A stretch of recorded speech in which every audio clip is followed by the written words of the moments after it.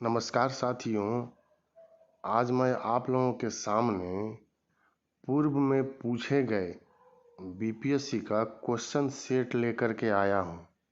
साथियों, 39वीं बीपीएससी से केवल जीएस 150 क्वेश्चन जो है वह पूछा जा रहा है, वहीं से इसकी शुरुआत होती है।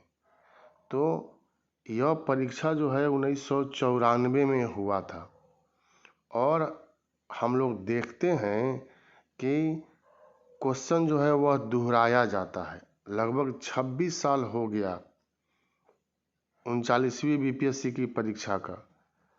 तो यहाँ पर वही क्वेश्चन मैं लेकर के आया हूँ 150, जिसमें करेंट अफेयर्स का हम लोग यहाँ पर डिस्कशन नहीं करेंगे और आपको बनाना भी नहीं है, क्योंकि वह 1994-93 का करेंट अफेयर्स है। बाकी क्वेश्चन का डिस्कशन हम लोग करेंगे, उसका आंसर देखेंगे और आप इसको बनाइएगा। तो इसमें से बहुत सारा क्वेश्चन आपके आने वाले परीक्षा जो 66वीं बीपीएससी है तो उसमें भी आ सकता है। तो मैं नया सेट तो आप लोगों को लिए लेकर के आ ही रहा हूँ। अब मैंने एक और चीज़ की शुरुआत कर दी है, जो प्रीवियस ईयर में पूछे गए बीपीएससी में क्वेश्चन हैं वह मैं आप लोगों का पूरा कराऊंगा साथी। तो वही एक प्रयास है जो शुरुआत कर रहे हैं। यह क्वेश्चन जो है 39वीं बीपीएससी का है और पहला क्वेश्चन है, सिंधु सभ्यता निम्नलिखित में से किस काल में पड़ती है? आपको जवाब देना है ऐतिहासिक काल, प्रागैतिहासिक काल, उत्तर ऐतिहासिक काल, आदि ऐतिहासिक काल। ऐतिहासिक काल किसको कहते हैं? वैसा काल जिसमें लिखित साधन मिला हो और मानव पूर्ण रूप से सभ्य बन गया हो, उसका अर्थ भी जान लिया हो। और ऐतिहासिक काल की शुरुआत जो है वह 600 ईसा पूर्व से माना जाता है, भगवान बुद्ध के काल से। प्रागैतिहासिक काल उसको कहते हैं जिस काल में कोई लिखित सामग्री नहीं मिला है और मानव पूर्ण रूप से सभ्य नहीं बना था, जैसे हड़प्पा सभ्यता के पूर्व का काल। आदि ऐतिहासिक काल उसको कहते हैं जिसमें लिखित साधन मिला है लेकिन उसका अर्थ हम लोग नहीं निकाल पाए हैं। और सिंधु घाटी सभ्यता जो है वह इसी के अंतर्गत रखा जाता है, डी आंसर हो जाएगा। दूसरा, 800 से 600 ईसा पूर्व का काल किस युग से जुड़ा है? ब्राह्मण युग, सूत्र युग, रामायण युग, महाभारत युग? आपको बतलाना है साथियों। तो यह काल जो है वह ब्राह्मण युग से माना जाता है, 800 से 600 ईसा पूर्व। 3 नंबर क्वेश्चन आप देखिए, बोगाजकोई का महत्व इसलिए है। बोगाजकोई जो है वह एशिया माइनर का क्षेत्र है और यहाँ से एक अभिलेख मिला है जो 1400 ईसा पूर्व का है साथियों, और इसमें वैदिक देवी देवताओं का वर्णन किया गया है। इससे पता चलता है कि आर्य लोग ईरान में आकर के रुके थे, मध्य एशिया से चले और ईरान में आकर के रुके और वहाँ से एक शाखा जो है पूरब की तरफ और एक शाखा जो है वह पश्चिम की तरफ चली गई। तो इसका भी आंसर जो है वह ए हो जाएगा। वहाँ जो अभिलेख प्राप्त हुए हैं उनमें वैदिक देवी देवताओं का वर्णन मिलता है। 4 नंबर क्वेश्चन आसान है, गायत्री मंत्र किस पुस्तक में मिलता है? उपनिषद, भागवत गीता, यजुर्वेद, ऋग्वेद? उपनिषद की कुल संख्या 108 है। भागवत गीता आप लोग जानते हैं कि महर्षि वाल्मीकि की यह रचना है, कर्म प्रधान किताब है। यजुर्वेद गद्य और पद में लिखा गया एकमात्र वेद है यजुर्वेद, और गायत्री मंत्र जो लिया गया है वह ऋग्वेद से लिया गया है। 5 नंबर, संगम युग में उरयूर किस लिए विख्यात था? मसालों के व्यापार का, कपास के व्यापार का, विदेशी व्यापार का, आंतरिक व्यापार का महत्वपूर्ण केंद्र। तो आपको बताना है 5 नंबर क्वेश्चन का जवाब 5 से 10 सेकेंड। कपास के व्यापार के लिए यह महत्वपूर्ण केंद्र था। यह क्वेश्चन दोहराया भी जाता है। 6 नंबर क्वेश्चन, आजीवक संप्रदाय के संस्थापक कौन थे? उपाली, आनंद, मखली गोसाल, रघुला भद्र। उपाली और आनंद भगवान बुद्ध के शिष्य थे। उपाली ने विनय पिटक की रचना किया, आनंद ने सुत पिटक की रचना किया था, और आजीवक संप्रदाय के प्रवर्तक जो थे वह मखली गोसाल थे। आजीवक संप्रदाय को भाग्यवादी संप्रदाय भी कहते हैं। 7 नंबर क्वेश्चन, भागवत संप्रदाय के विकास में किसका योगदान अत्यधिक था? पर्शियन का, हिंद यूनानी का, कुषाण का, गुप्त का। साथियों, गुप्त काल में भागवत संप्रदाय का सबसे ज्यादा विकास हुआ था। इसको वैष्णव संप्रदाय भी कहते हैं। अधिकांश गुप्त शासकों ने परम भागवत की उपाधि धारण किया था। हिंद यूनानी लोग, मौर्य वंश के पतन के बाद भारत पर विदेशी आक्रमण हुआ जिसमें पर्शियन, कुषाण, हिंद यूनानी और शक लोग आए थे। हिंद यूनानियों ने भारत में सबसे पहले सोने का सिक्का जारी किया था। सबसे अधिक शुद्ध सोने का सिक्का कुषाणों ने जारी किया था। और इस क्वेश्चन का आंसर जो है वह डी हो जाएगा, गुप्त। 8 नंबर क्वेश्चन आपको देखना है, किस अभिलेख से यह साबित होता है कि चंद्रगुप्त का प्रभाव पश्चिम भारत पर फैला हुआ था? कलिंग अभिलेख, अशोक का गिरनार अभिलेख, रुद्रदामन का जूनागढ़ अभिलेख, अशोक का स्वपारा अभिलेख। तो रुद्रदामन का जूनागढ़ अभिलेख, इससे हम लोगों को जानकारी जो है वह प्राप्त हो जाता है। 9 नंबर क्वेश्चन आप देखिए,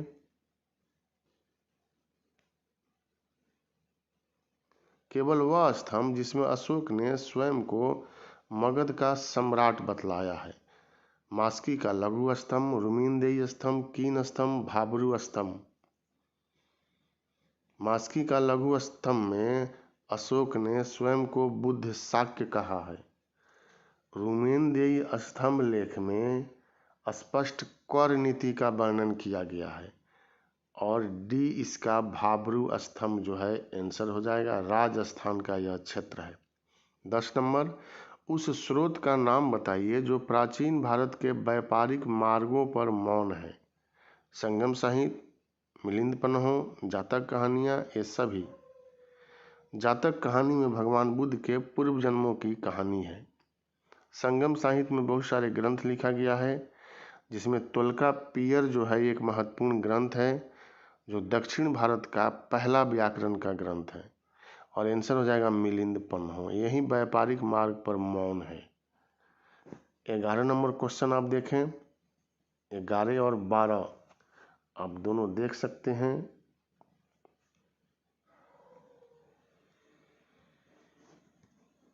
किस शासक वंश ने मंदिरों एवं ब्राह्मणों को सबसे अधिक ग्राम अनुदान में दिया था? आपका जवाब देना है यहाँ पर, और आप लोगों का जवाब आ गया होगा। सबसे अधिक गुप्त वंश के समय में दिया गया अनुदान ग्राम के रूप में। पाल वंश के संस्थापक जो थे वह गोपाल थे। राष्ट्रकूट और प्रतिहार यह ऐसा वंश है जो त्रिपक्षीय संघर्ष में पाल वंश के साथ शामिल था। 12 नंबर क्वेश्चन, किस काल में अछूत की अवधारणा स्पष्ट रूप से उद्धत हुई थी? ऋग्वैदिक काल में, उत्तर वैदिक काल में, उत्तर गुप्त काल में, धर्मशास्त्र के समय। तो जवाब आपको देना है किस काल में हुआ था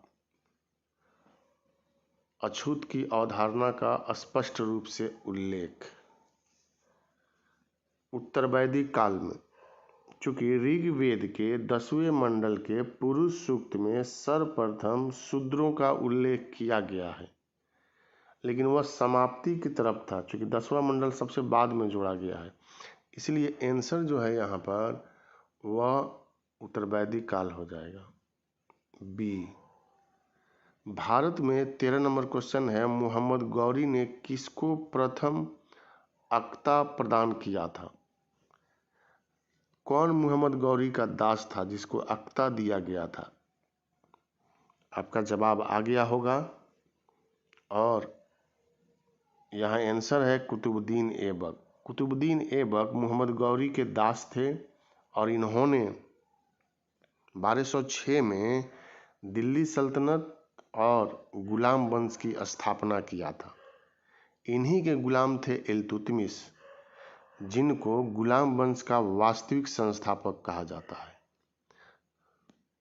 14 नंबर क्वेश्चन आपको देखना है, किस सुल्तान के काल में खालसा भूमि अधिक पैमाने में विकसित हुई थी? तो यह आपको जवाब देना है, गियासुद्दीन तुगलक, अलाउद्दीन खिलजी, मोहम्मद बिन तुगलक और फिरोज शाह तुगलक। खालसा भूमि साथियों एक ऐसा सुल्तान था जिसने सभी भूमि को छीन करके, चाहे वह जागीर भूमि हो, अनुदान की भूमि हो, और छीन करके खालसा भूमि में परिवर्तित कर दिया, और वह था अलाउद्दीन खिलजी। फिरोज शाह तुगलक एकमात्र सुल्तान जिसने ब्राह्मणों से जजिया कर लिया। गियासुद्दीन बलबन जिसने दीवाने अर्ज नामक विभाग की स्थापना किया। मोहम्मद बिन तुगलक जिसने दिल्ली से दौलताबाद राजधानी परिवर्तित कर दिया। तो बी इसका आंसर हो जाएगा। 15 सल्तनत काल के सिक्के टंका, ससगानी एवं जीतल किन धातुओं के बने थे? चांदी तांबा, सोना चांदी तांबा, चांदी जस्ता तांबा, सोना जस्ता तांबा। जवाब देना है आपको 15 नंबर क्वेश्चन का। तो टंका जो है यह भी चांदी का था, ससगानी भी है चांदी का था, और जीतल जो है वह तांबा का था। तो विकल्प में आप जो देख रहे हैं उसके अनुसार ए जो है वह आंसर हो जाएगा 15 नंबर का। 16 नंबर क्वेश्चन आप देखें, 12 मासा की रचना किसने की थी? अमीर खुसरो, इमामी, मलिक मोहम्मद जायसी, रश्द खान। अमीर खुसरो को हिंद का तोता कहते हैं और मलिक मोहम्मद जायसी ने इसकी रचना जो है वह किया था। 17 नंबर, विजयनगर साम्राज्य की वित्तीय व्यवस्था की मुख्य विशेषता क्या थी? अधिशेष लगान, भू राजस्व, बंदरगाहों से आमदनी, मुद्रा प्रणाली। तो जवाब आपको देना है यहाँ भू राजस्व जो है वह आंसर हो जाएगा। 18 नंबर क्वेश्चन है, यहाँ देखिए, पानीपत के युद्ध में बाबर के जीतने का मुख्य कारण क्या था?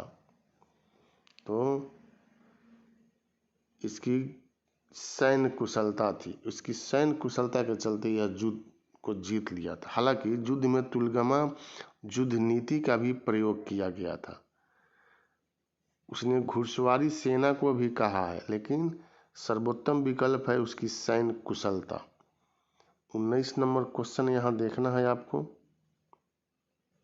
जाप्ती प्रणाली किसकी उपज थी? गियासुद्दीन तुगलक, सिकंदर लोदी, शेर शाह, अकबर।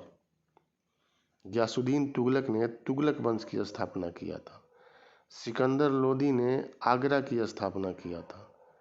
शेर शाह ने ग्रांड ट्रंक रोड का निर्माण कराया और सूर्यवंश की स्थापना किया, पटना को राजधानी बनाया।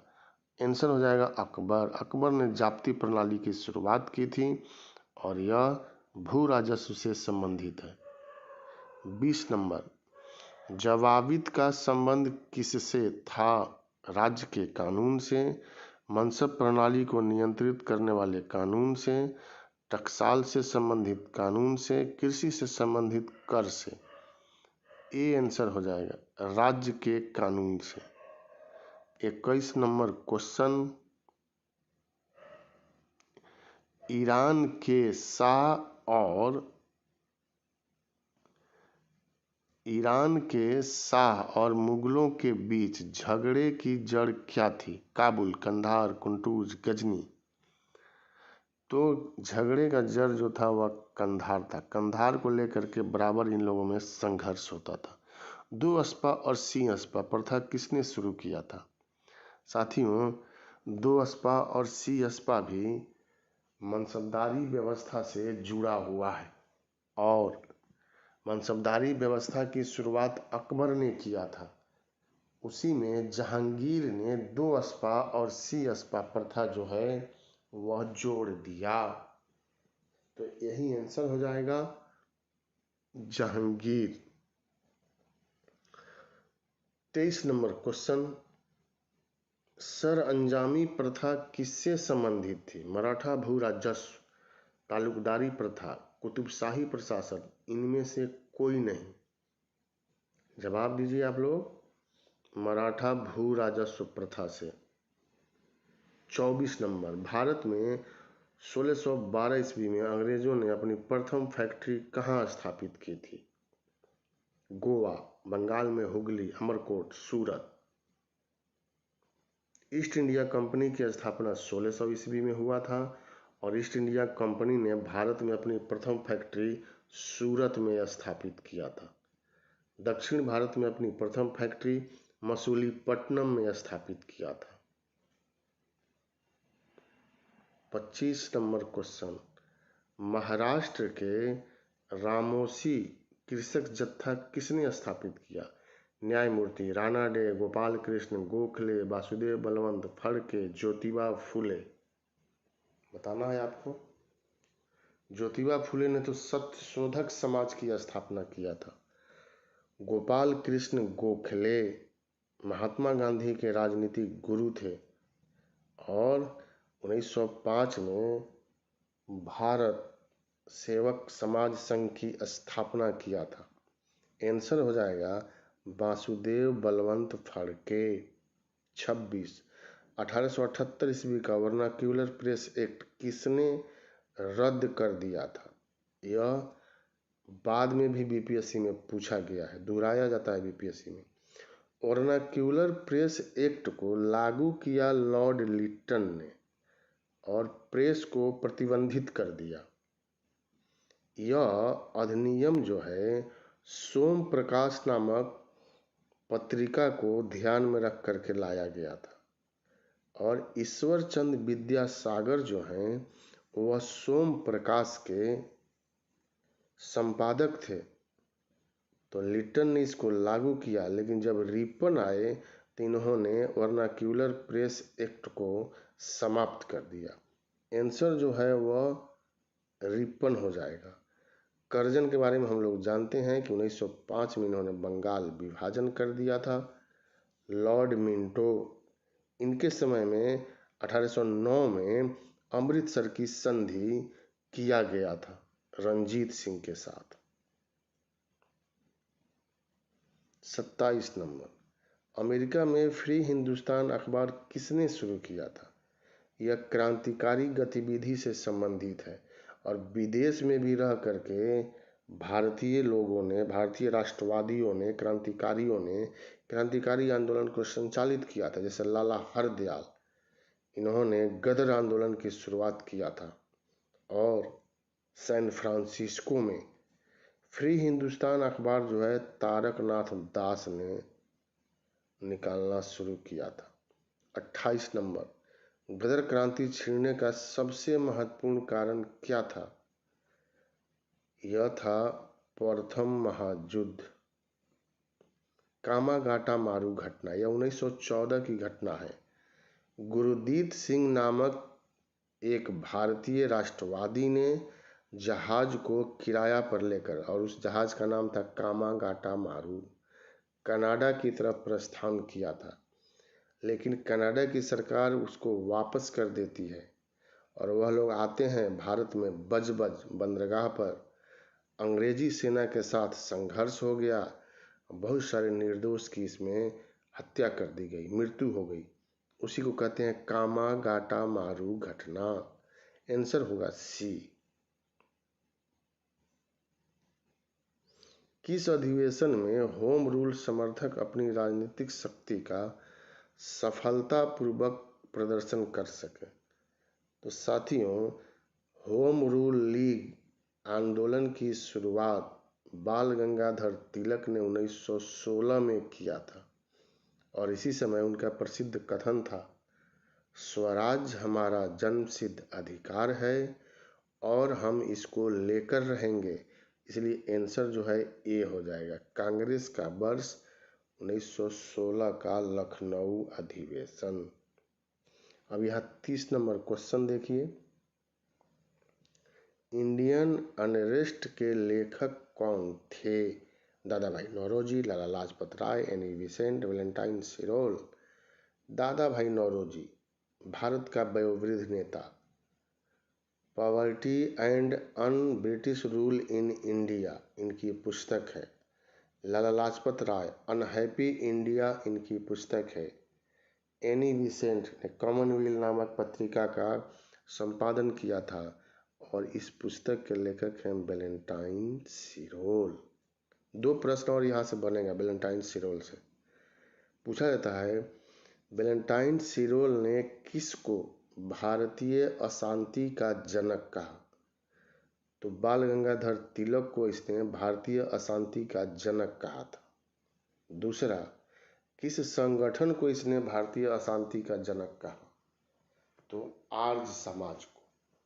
व्यक्ति के रूप में बाल गंगाधर तिलक और संगठन के रूप में आर्य समाज को भारतीय अशांति का जनक कहता है इस पुस्तक में। 31 नंबर क्वेश्चन, वर्ष 1917-18 में अहमदाबाद में गांधी जी द्वारा चलाए गए सत्याग्रह में किसने हिस्सा लिया था? कृषक वर्ग, जनता, औद्योगिक कर्मी, मजदूर वर्ग। तो गांधी जी ने अहमदाबाद में मिल आंदोलन का संचालन किया था और पहली बार यहीं पर 1918 में भूख हड़ताल किया था और यह औद्योगिक कर्मी से था जो फैक्ट्री में कार्य करते थे। साथियों, प्लेग बोनस को लेकर के उद्योगों फैक्ट्रियों में कार्य करने वाले जो कर्मी थे उन लोगों ने हड़ताल कर दिया और आंदोलन शुरू कर दिया। तब गांधी जी ने इसका नेतृत्व किया था और यह सफल रहा था। 31 के बाद अब आप यहाँ 32 नंबर क्वेश्चन देखिए,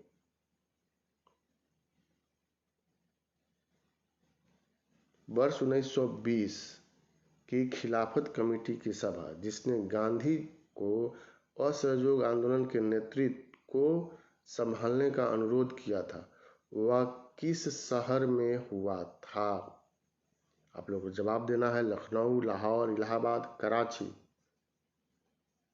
जवाब आप लोगों का आ गया होगा और यह इलाहाबाद इसका आंसर हो जाएगा।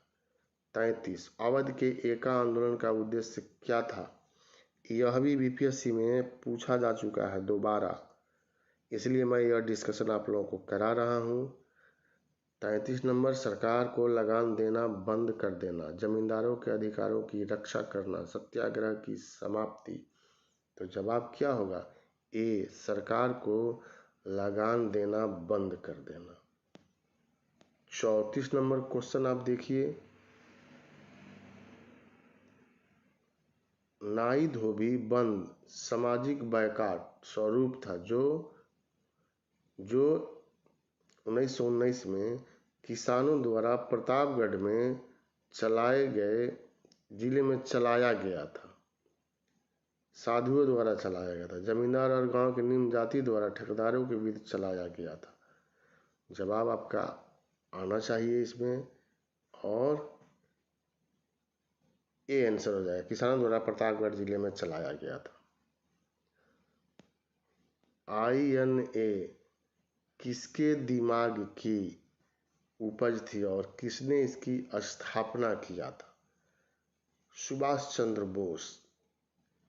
इन्होंने फॉरवर्ड ब्लॉक की स्थापना 1939 में किया था। चंद्रशेखर आजाद हिंदुस्तान रिपब्लिकन सोशलिस्ट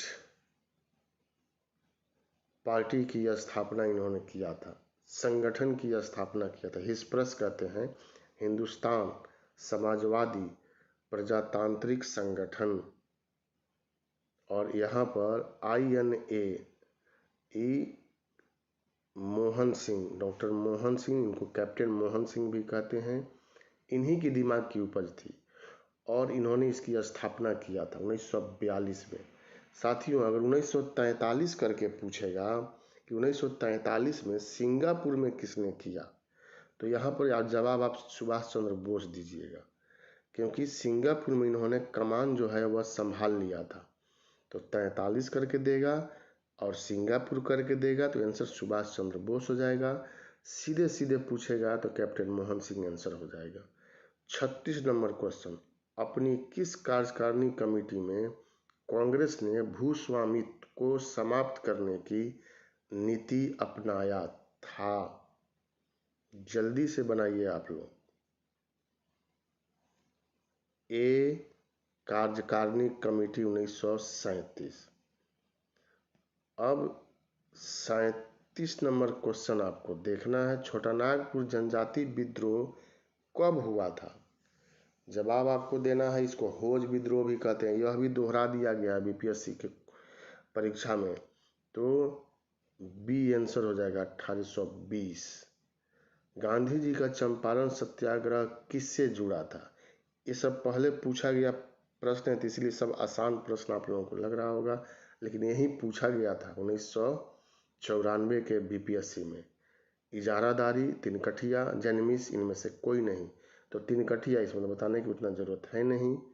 1 बीघा खेत में 3 कट्ठे पर नील की खेती किया जाता था और इसीलिए राजकुमार शुक्ल के बुलावे पर गांधी जी ने चंपारण पहुंच करके 1917 में चंपारण सत्याग्रह किया, जिसमें वह सफल रहे। यह भी पूछ दिया गया, दोहरा दिया गया है। 39 नंबर क्वेश्चन भी दोहराया गया है BPSC में। उल गुलान विद्रोह किससे जुड़ा था? संथाल, कच्छा नागा, बिरसा मुंडा, कोल। तो बिरसा मुंडा। मुंडा विद्रोह को उलगुलान भी कहते हैं। उलगुलान का मतलब होता है महान हलचल, और यह 1899 से 1900 के बीच में हुआ था। बिरसा मुंडा ने नेतृत्व किया था। संथाल विद्रोह साथियों सिद्धू और कान्हू के नेतृत्व में हुआ था। 40 नंबर क्वेश्चन, मुंगेर का बरहिया ताल विरोध का उद्देश्य क्या था? यह क्षेत्रीय क्वेश्चन इसी तरह से BPSC में 5-6 रहता है जो कठिन हो जाता है, तो आपको जवाब देना है। इसीलिए मैं बिहार से संबंधित क्वेश्चन भी डाल रहा हूं। इसका आंसर हो जाएगा ए, बकास्त भूमि की वापसी की मांग। 41 नंबर क्वेश्चन, बिहार बंगाल से पृथक कब हुआ? जवाब देना है आपको। 1911, 1912, 1913, 1914। घोषणा इसकी की गई 1911 में, जब दिल्ली दरबार का आयोजन किया गया था, और अलग किया गया 1912 में, 1 अप्रैल 1912। अब बिहार जो है बंगाल से अलग हुआ, लेकिन उड़ीसा इसके साथ अभी भी था। 1935 के अधिनियम के द्वारा 1936 में बिहार से उड़ीसा जो है वह अलग किया गया। 15 नवंबर 2000 ईस्वी को बिहार से झारखंड अलग राज्य बना था। 42 नंबर क्वेश्चन, पटना उच्च न्यायालय की स्थापना कब हुई थी? पूछा जाता है परीक्षा में पटना उच्च न्यायालय, लेकिन यह BPSC के द्वारा पूछा गया है, और साथियों यह जो विकल्प दिया गया है BPSC के द्वारा वह यहाँ पर गलत दिया गया है। इसीलिए BPSC ने इस क्वेश्चन को जो है हटा दिया था। और यहाँ पर आपको मैं बताना चाहता हूँ कि आप लोग जानते होंगे 1916 होना चाहिए था, 17 दिया गया। तो 1916 में पटना उच्च न्यायालय की स्थापना हुई। 1917 में पटना विश्वविद्यालय की स्थापना हुआ था। 43 नंबर क्वेश्चन, वर्ष 1930 और 31 में बरही कांग्रेस ने सफलतापूर्वक अंग्रेजी हुकूमत को किस जिले में नाकाम कर दिया था? जवाब दीजिए। 43 नंबर मधुबनी है, भागलपुर है, गया है, मुंगेर है। गया इसका आंसर हो जाएगा, सी। साथियों, मैं बार बार ये आप लोगों को बोलता हूँ हर वीडियो में कि मेरे टेलीग्राम से जुड़िए ग्रुप में, वहाँ पर PDF आपको दिया जाता है और भी सारी वीडियोज जो हैं वहाँ पर मिलते हैं, आपको उपलब्ध कराया जाता है। या FB पर भी मेरा ग्रुप है, GS with Gupta sir, search कीजिएगा वह आएगा, उस ग्रुप से जुड़िए। इस वीडियो को देखने के साथ लाइक कीजिए, चूँकि देखते हैं बहुत सारे लोग हजारों की संख्या में, लेकिन लाइक वहाँ पर उतना नहीं पहुँच पाता है। तो लाइक करने में साथियों क्या जाता है आप लोगों का, उससे तो मेरा ही मनोबल बढ़ेगा। और लाइक करना ही है आपको, शेयर भी करना है, दोस्तों के पास पहुँचाइए, कंजूस मत बनिए। सब्सक्राइब जो नहीं किए हैं, नए बंधु जो जुड़ रहे हैं, वह कम से कम सब्सक्राइब कर दीजिए, बेल आइकन दबा दीजिए कि जो भी आपको डाला जाए, जो भी आपको दिया जाए, उसकी सूचना आपको मिल जाए।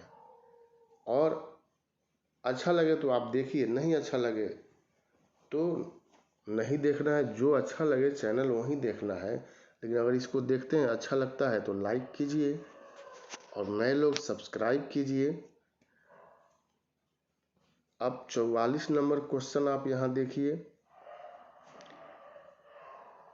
साथियों, यह 44 नंबर क्वेश्चन से ले करके और आगे जो हम लोग बढ़ेंगे तो 55 नंबर क्वेश्चन तक, वह सब जो है वह करेंट अफेयर्स से संबंधित क्वेश्चन है। तो करेंट अफेयर्स देख रहे हैं 93 यहाँ लिखा हुआ है, चूँकि 94 में परीक्षा हुआ तो 1 साल पहले का पूछा जाता है, तो वह हम लोग चर्चा यहाँ नहीं करेंगे, चूँकि यह न दोहराएगा और न कोई इसका मीनिंग है। 55 नंबर अब हम लोग चर्चा करेंगे यहाँ से 56 नंबर, जो साइंस का क्वेश्चन जो है वह शुरू हो रहा है। करेंट का क्वेश्चन हम लोग यहाँ नहीं करेंगे। करेंट का क्वेश्चन का डिस्कशन हम लोग जो नया मैं सेट दे रहा हूँ, अब तक मैंने 7 सेट दिया है, 8वां सेट जब आएगा तो उसमें हम लोग करेंट की चर्चा करेंगे। अब है 56 नंबर क्वेश्चन। एक सामान्य शुष्क सेल में विद्युत अपघटय होता है। जस्ता, सल्फ्यूरिक अम्ल, अमोनियम क्लोराइड, मैग्नीज डाइऑक्साइड। तो आपको जवाब देना है, जल्दी से जवाब दीजिए और आपका जवाब सही ही होगा, अमोनियम क्लोराइड।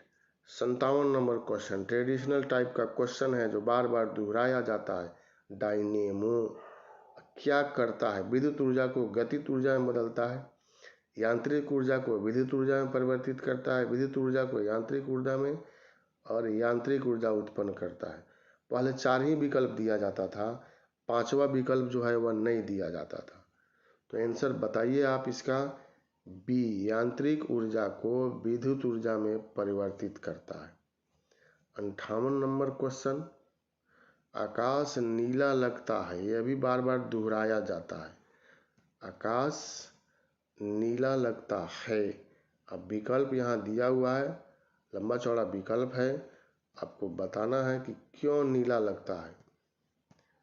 सूर्य के प्रकाश में नीला रंग और रंगों से अधिक है।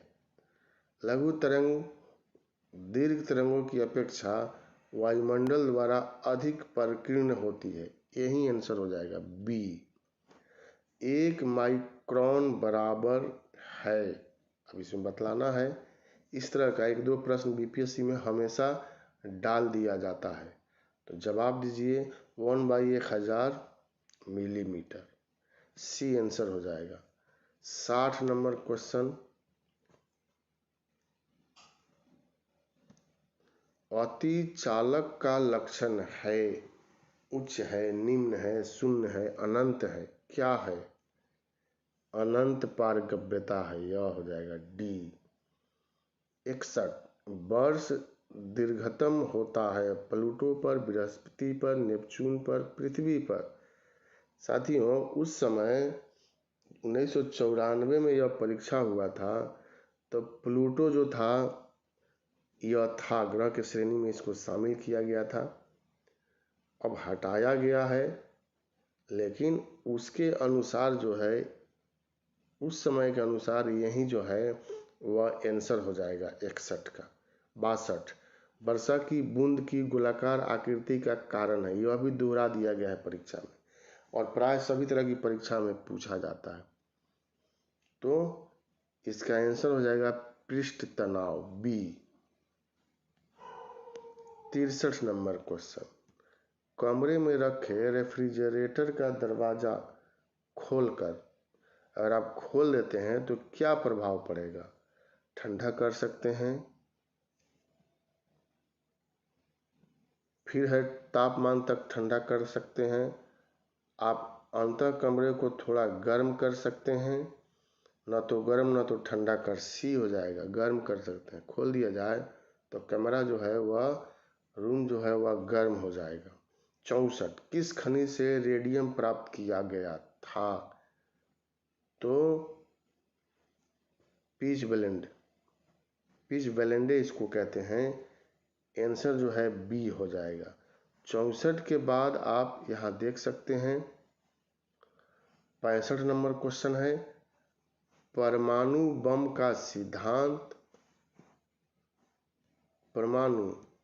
का सिद्धांत आधारित है। यह भी बार बार पूछा जाता है। नाभिकीय संलयन पर, नाभिकीय विखंडन पर, ए और बी दोनों। तो परमाणु बम का सिद्धांत जो है वह नाभिकीय विखंडन पर आधारित है, और हाइड्रोजन बम का सिद्धांत जो है नाभिकीय संलयन पर। याद रखना है, दोनों रखिएगा। पेरिस प्लास्टर का सूत्र है, इसमें से आपको बतलाना है। यह साइंस के विद्यार्थी अधिकांश होते हैं वर्तमान में जो तैयारी कर रहे हैं, तो वो तो जानते होंगे। 2CaSO4 H2O, सी इसका आंसर हो जाएगा। अब 67 नंबर क्वेश्चन आप देखिए, नींबू खट्टा किस कारण से होता है? ये भी दोहराया तिहराया जाता है परीक्षा में। हाइड्रोक्लोरिक अम्ल के कारण, एसेटिक अम्ल, टार्टेरिक अम्ल, साइट्रिक अम्ल। एसेटिक अम्ल तो सिरका आंसर होता है, टार्टेरिक अम्ल इमली होता है, नींबू का हो जाएगा साइट्रिक अम्ल। आंसर हो जाएगा डी। वायु एक यौगिक है, तत्व है, मिश्रण है, क्या है? तो साथियों, वायु मिश्रण है। 68 का सी जो है वह आंसर हो जाएगा। 69 नंबर क्वेश्चन, विरंजक चूर्ण के लिए कौन सा कथन असत्य है? जल में यह अधिक विलय होता है, हल्के पीले रंग का चूर्ण है, ऑक्सीकारक है, तनु अम्ल की प्रतिक्रिया से क्लोरीन निष्कासित करता है। असत्य पूछा जा रहा है, तो सी इसका आंसर हो जाएगा। अब 70 नंबर, पारद धातु मिश्रण है, किसका मिश्रण है यह हम लोगों को बतलाना है साथियों। अति रंगीन मिश्र धातु, कार्बन युक्त मिश्र धातु, पारद युक्त मिश्र धातु, सी इसका आंसर हो जाएगा। 71 नंबर क्वेश्चन देखिए, कोयले का सामान्य प्रकार है बिटुमनी, अर्ध बिटुमनी, एंथ्रेसाइट, कोक। तो बिटुमनी इसका आंसर हो जाएगा, और यही हम लोगों को जवाब जो है वह देना है। साथियों, कोयले का सामान्य प्रकार है बिटुमनी। यह एंथ्रेसाइट जो है यह उच्च कोटि का कोयला है, इसमें कार्बन की मात्रा सबसे ज़्यादा होता है। 72 नंबर क्वेश्चन है, भारत की राष्ट्रीय स्तनी है, तो राष्ट्रीय स्तनी यहाँ बाघ है। 73 नंबर क्वेश्चन,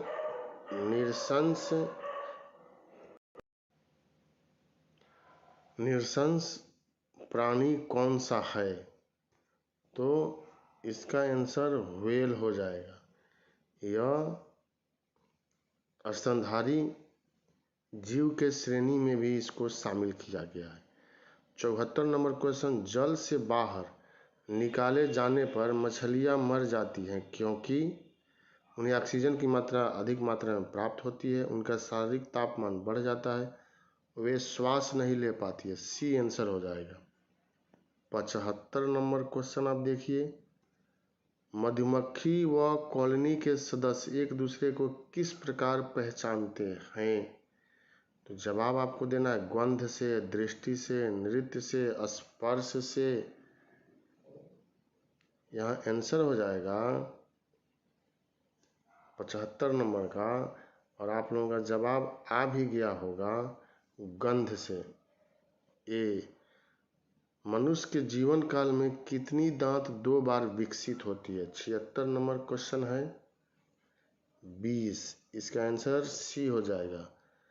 77, मनुष्य के शरीर में पैर की हड्डी खोखली होती है, संरंधी होती है, ठोस होती है, कीलक होती है? तो 77 नंबर का आंसर जो है वह ए, खोखली होती है। 78 नंबर, मनुष्य की खोपड़ी में कुल कितनी अस्थियां होती है? तो साथियों 8 इसका आंसर होगा। आधुनिक मनुष्य हाल का पूर्वज है? जावा मनुष्य, क्रो मैग्नन मनुष्य, निएंडरथाल मनुष्य, पेकिंग मनुष्य? बी, क्रो मैग्नान मनुष्य। 79 के बाद यहाँ आप क्वेश्चन देखिए 80, माँ पौधे की भांति पौधा मिलता है बीजों से, कटे तने से, ए और बी दोनों से, इनमें से कोई नहीं, कटे तने से, बी आंसर होगा। 81, 80% से अधिक सेल में पाया जाने वाला पदार्थ क्या होता है? 81 का डी, जल होता है। 82, इंसुलिन प्राप्त होता है अदरक के प्रकंद से, डहलिया की जड़ों से, बालसम पुष्प से, आलू के कंद से? तो 82 नंबर का आंसर हो जाएगा बी। 83 नंबर क्वेश्चन, हरगोविंद खुराना को किस आविष्कार के लिए सम्मानित किया गया? जीन संश्लेषण के लिए। 84, संसार का सबसे बड़ा पुष्प? तो रैफ्लोसिया है। 85 नंबर, तना काट आमतौर से किसके प्रवर्धन के लिए प्रयोग किया जाता है? केला, गन्ना, आम, कपास? बी, 85 का आंसर जो है वह गन्ना हो जाएगा। मटर पौधा है, शाख है, पुष्प है, झाड़ी है? तो मटर का पौधा जो है वह शाख है साथियों, शाक कुल का है। 87, विकास का मुख्य कारक है उत्परिवर्तन, हासिल किए गए गुण, लैंगिक जनन, प्राकृतिक वरण? तो जवाब इसका दीजिए, प्राकृतिक वरण जो है आंसर हो जाएगा 87। 88 नंबर क्वेश्चन, सर्व प्राचीन शैल समूह की आयु आंकी जाती है? 88 का जवाब देना है आपको, और इसका आंसर हो जाएगा यूरेनियम लैड विधि। 89, मृदा संरक्षण वह प्रक्रम है जिसमें क्या होता है, अब वह आपको बतलाना है। डी आंसर होगा, मृदा को नुकसान से सुरक्षित किया जाता है। टेरा रोसा का प्रारूपिक विकास उस भूभाग में होता है जिसमें चूना पत्थर होता है, साइनाइट होता है, ग्रेनाइट होता है, बलुआ पत्थर होता है? ए होगा चूना पत्थर। 91 का आंसर मौना लोआ उदाहरण है, ये तो आसान है, सक्रिय ज्वालामुखी का। 92 नंबर क्वेश्चन, अवसादी शैलों के लिए निम्नलिखित में से कौन सा कथन सत्य है? 92 का जवाब आप दीजिए। ये वैसे शैल हैं जिनकी संरचना ताप तथा दाब पर निर्भर करती है, यही सही है। टीन मिलता है पालसर निक्षेपों में, कायांतरिक शैलों में, अल्पशिलिक आग्नेय शैलों में, इन सभी में। तो पालसर निक्षेप आंसर हो जाएगा। 93 के बाद यहाँ 94 नंबर क्वेश्चन है।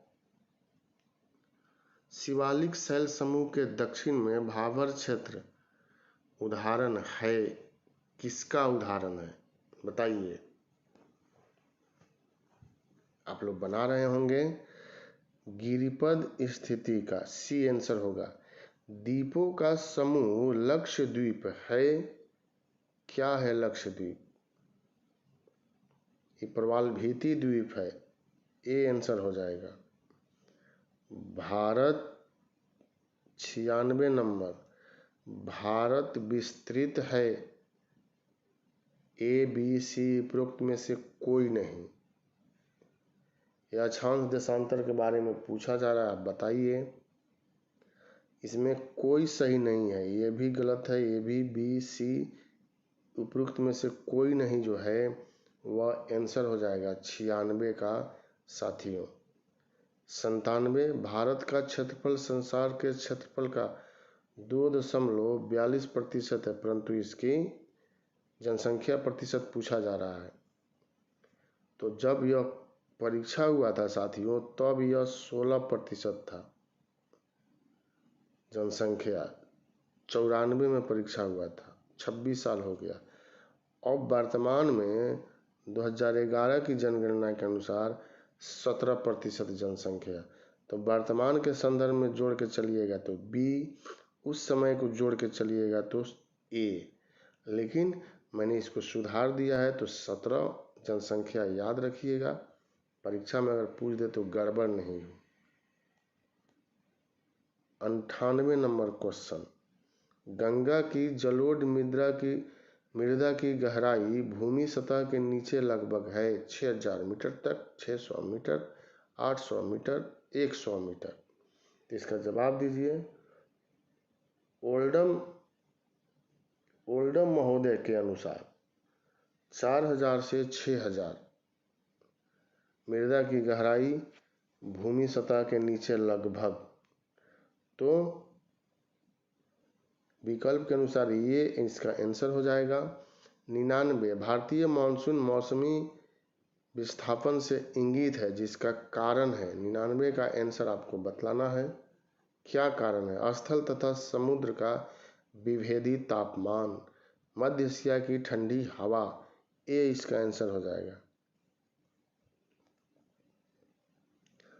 100 नंबर क्वेश्चन, तिब्बत में मानसरोवर झील के पास जिस नदी का स्रोत है वह है ब्रह्मपुत्र, सतलज, सिंधु, ये सभी। तो यह सभी आंसर हो जाएगा। 101 हुंड्रू प्रपात निर्मित है इंद्रावती पर, कावेरी पर, सुवर्ण रेखा। तो सुवर्ण रेखा इसका आंसर होगा। 102 हिमालय में हिम रेखा निम्न के बीच होती है। 102 का आंसर दीजिए। ए बी सी डी आप लोगों ने बना लिया होगा। सी इसका आंसर हो जाएगा। 4500 से 600 मीटर पश्चिम में।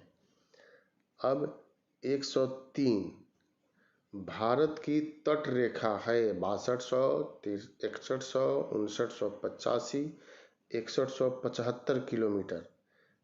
बी इसका आंसर हो जाएगा। ट्रेडिशनल क्वेश्चन है यह। नगदी फसल में सम्मिलित नहीं है गन्ना, कपास, जूट, गेहूं। तो क्या शामिल नहीं होगा? गेहूं नहीं होगा, खाद्यान्न फसल में है यह। 105 भारत सर्वश्रेष्ठ उत्पादक एवं उपभोक्ता है। जब एग्जाम हुआ था तो उस समय के अनुसार इसका आंसर चाय का। 106 भारत में खनिज उत्पादन में समृद्ध राज्य पहचानिए। 1994 में जब परीक्षा हुई थी तो बिहार और झारखंड एक में था। तो उस समय के अनुसार यह आंसर जो है बीपीएससी के द्वारा दिया गया था, लेकिन वर्तमान में 106 का जो आंसर है वह उड़ीसा हो जाएगा। भारत का प्रथम उर्वरक संयंत्र कहाँ लगा था? तो साथियों यह सिंदरी में लगाया गया था। अब क्वेश्चन यहाँ देखना 108।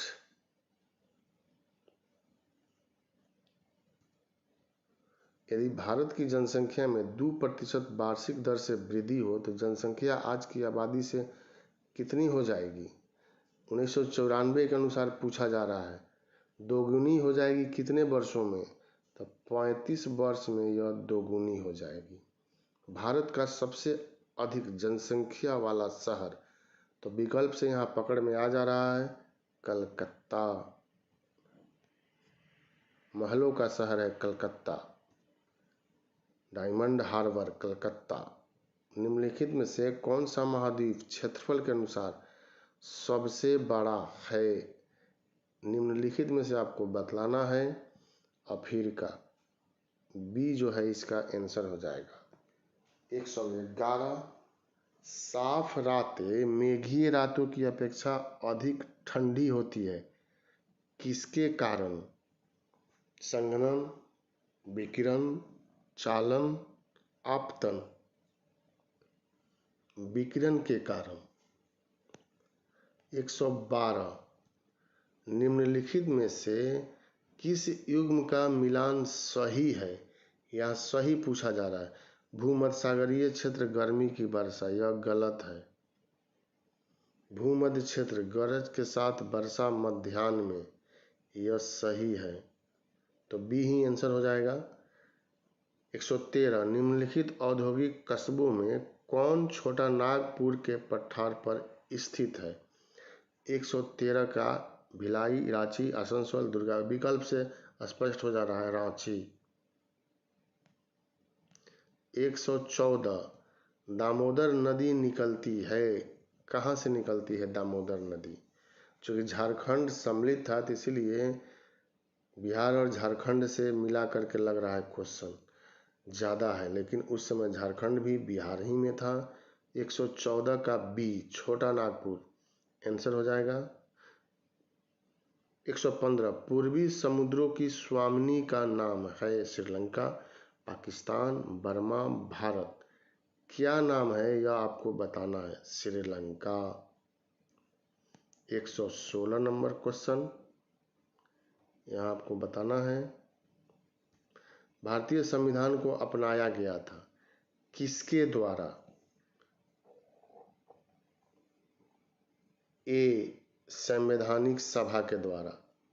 संविधान सभा भी इसको कहते हैं, तो यही आंसर हो जाएगा। संविधान सभा के द्वारा ही संविधान का निर्माण भी किया गया था। 17। भारत में लौकिक सार्वभौमिकता है क्योंकि संविधान की प्रस्तावना आरंभ होती है प्रजातंत्रीय भारत शब्द से, जनता के जनतंत्र शब्द से, जनता के लोकतंत्र शब्द से। डी आंसर हो जाएगा, हम भारत के लोग। 18 नंबर, कोई वित्तीय बिल प्रस्तावित हो सकता है। वित्त से संबंधित बिल पूछा जा रहा है, तो जवाब दीजिए। राज्यसभा लोकसभा दोनों में एक साथ, दोनों सदनों के संयुक्त सत्र में। बी आंसर हो जाएगा, केवल लोकसभा। जैसे धन विधेयक और वित्त विधेयक लोकसभा में, राज्यसभा को इसको ज़्यादा अधिकार नहीं है, वह केवल ज़्यादा से ज़्यादा 14 दिनों तक अपने पास रोक सकती है।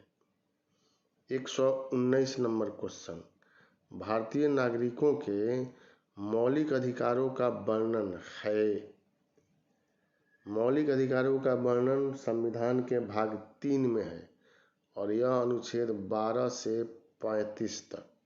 आप सभी लोग जानते हैं कि जब संविधान का निर्माण किया गया तो 7 प्रकार के मौलिक अधिकार थे। 44वें संविधान संशोधन के द्वारा संपत्ति के मौलिक अधिकार को हटा दिया गया और वर्तमान में 6 प्रकार के मौलिक अधिकार हैं। 119 नंबर क्वेश्चन। 120 नंबर क्वेश्चन, पंचायती राज विषय है किस सूची का? आप जानते हैं कि 3 प्रकार की सूची का वर्णन किया गया है। एक अवशिष्ट प्रकार की सूची है, केंद्र सूची, राज्य सूची, समवर्ती सूची। केंद्र सूची पर केंद्र नियम कानून बनाता है, राज्य सूची के विषय पर राज्य कानून बनाता है, समवर्ती सूची के विषय पर दोनों बनाते हैं। लेकिन एक ही विषय पर अगर दोनों बनाते हैं केंद्र राज्य, तो केंद्र का लागू होगा। अवशिष्ट शक्ति पर पूर्ण रूप से केंद्र का नियंत्रण है और उसमें विषय सूची का उल्लेख जो है वह नहीं किया गया है। पंचायती राज राज्य सूची का विषय है। 121 भारतीय संविधान के निम्नलिखित अनुच्छेदों में कौन सा अनुच्छेद राज्य की सरकारों को ग्राम पंचायतों को संगठित करने का निर्देश देता है? तो यह अनुच्छेद 40 में वर्णन है। राज्य के नीति निर्देशक सिद्धांत के अंतर्गत ग्राम पंचायत का वर्णन किया गया है। 122 न्यायिक पुनर्विलोकन का अर्थ यह है कि सर्वोच्च न्यायालय,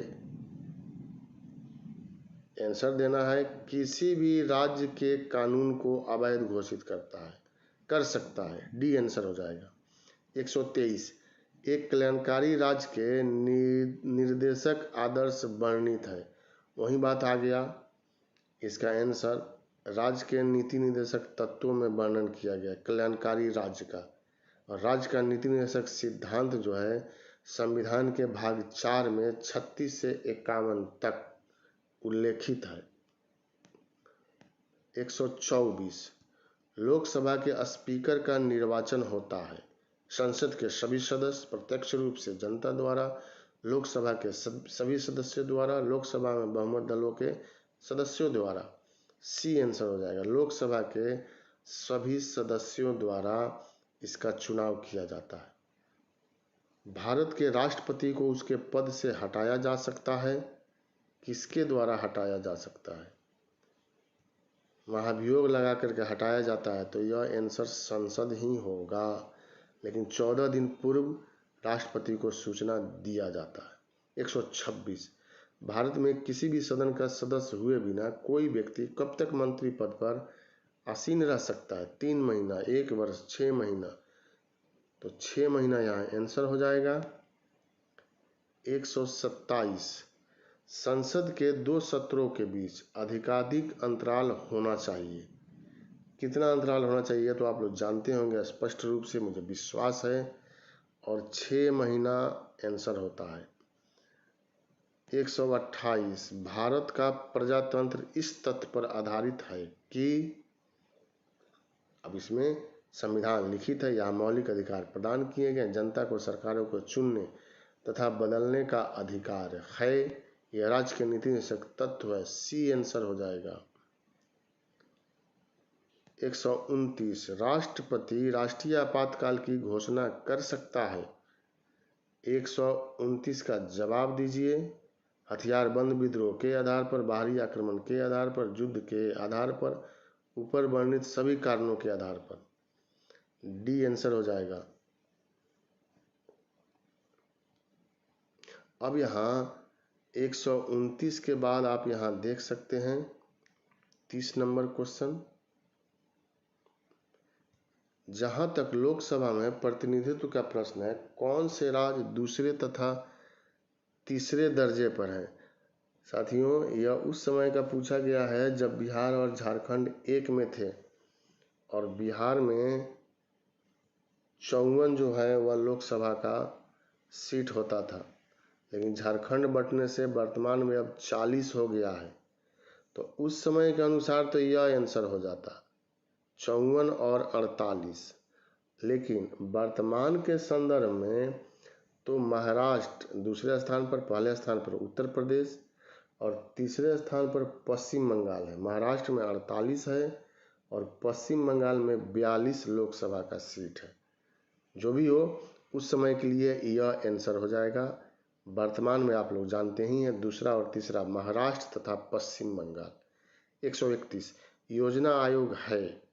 योजना आयोग एक मंत्रालय है, शासकीय विभाग है, परामर्शदात्री संस्था है, स्वशासित निगम है। अब तो योजना आयोग को समाप्त कर दिया गया है और नीति आयोग को स्थापित किया गया है, लेकिन यह परामर्श देने वाली संस्था थी योजना आयोग। भारत में नियोजित अर्थव्यवस्था आधारित है। समाजवादी व्यवस्था पर, मिश्रित अर्थव्यवस्था, पूंजीवादी व्यवस्था पर, गांधीवादी व्यवस्था पर। तो मिश्रित अर्थव्यवस्था। 133 भारत में आय का सबसे बड़ा स्रोत, जवाब दीजिए 133 नंबर क्वेश्चन का। जब यह क्वेश्चन पूछा गया था तो उस समय के अनुसार यह चुंगी कर जो है वह आंसर हो जाएगा।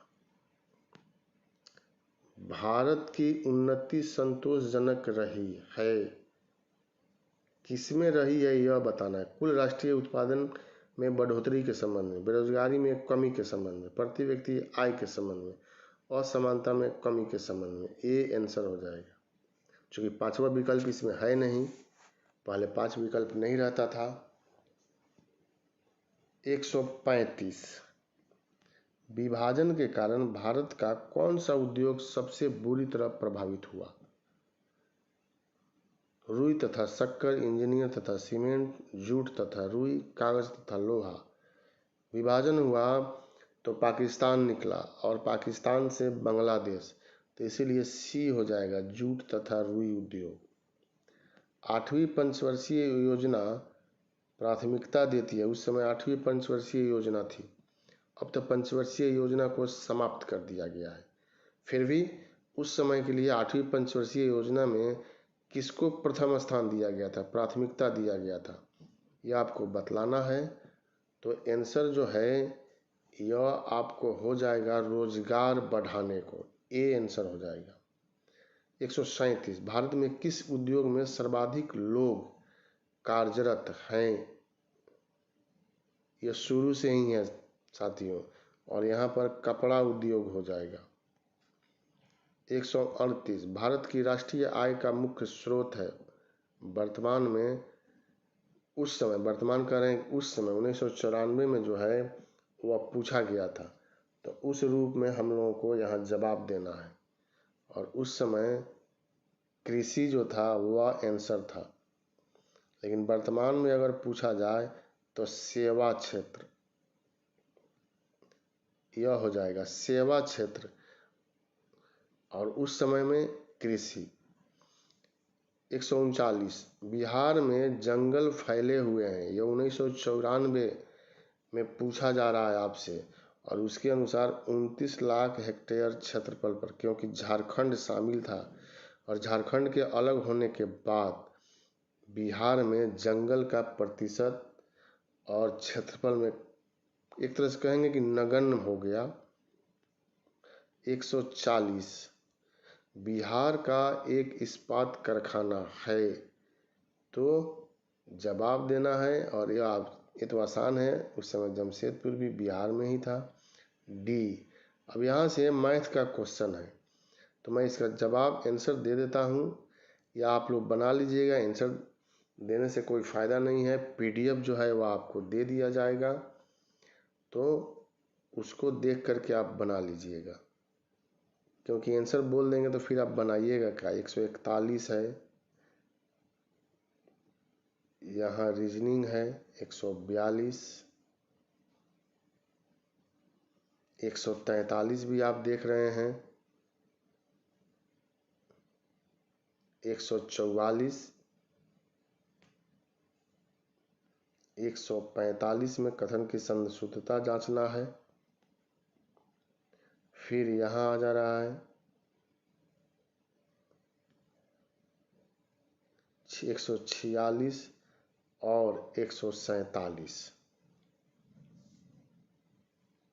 148,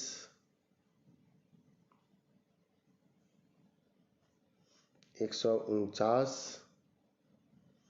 पहले का मैथ और रीजनिंग का क्वेश्चन भी आसान पूछा जाता था, लेकिन बीच में कठिन किया गया, फिर आसान किया गया, और यह अंतिम क्वेश्चन है 150। तो साथियों, यह मैंने शुरुआत कर दिया है। प्रीवियस जो पूछे गए हैं BPSC में, वह सेट मैं आप लोगों के सामने लेकर के आ रहा हूं, और नया सेट तो मैं दूंगा ही। एक सेट यह रहेगा, एक सेट नया वाला सेट, दोनों बनाइए। इसमें से भी बहुत सारा क्वेश्चन आप लोगों को पूछा जा सकता है, क्योंकि आप देख रहे हैं, मैं बोल रहा हूं कि यह क्वेश्चन दोहराया गया है, तो क्वेश्चन बैंक होगा तो आप देखिएगा कि वह दोहराया गया है कि नहीं।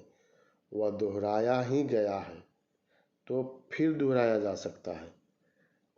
तैयारी करके कमेंट बॉक्स में बनाए होंगे तो आप जवाब दे सकते हैं।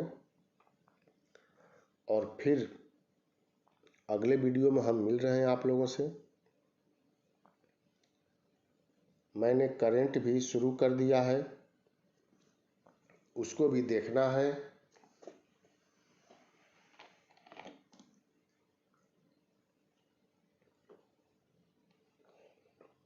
और आप उसके आधार पर भी नोट्स बनाइए। बहुत बहुत धन्यवाद, बहुत बहुत शुभकामना।